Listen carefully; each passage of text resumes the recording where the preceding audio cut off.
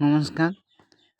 Mobile पे UPI आम download करवा यहाँ नुआ जेहेतु प्ले स्टोर आसी तेणुक आम मैंने निहाती जानवा दरकार।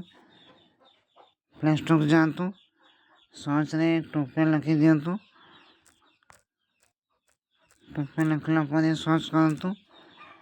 सर्च करा देखु ये मेन पेज रे संगे संगे देखे ना ऊपर देखु ये रेटिंग ये लिखी टिके यहाँ को लिंक करूँ।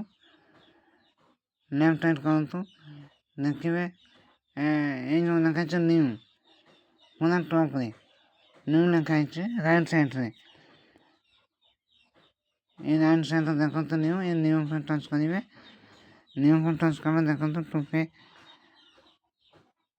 मोबाइल पे फिनटेक प्राइवेट लिमिटेड आसी जाऊँगी। आप एंड टच करेंगे एंड इंस्टॉल करेंगे।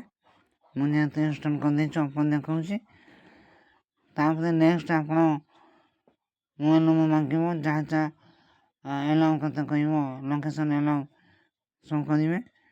पासवर्ड मांगे आप पासवर्ड देवे जब पासवर्ड न खोल फॉरगेट पासवर्ड ओटीपी देख से बनईदेवे।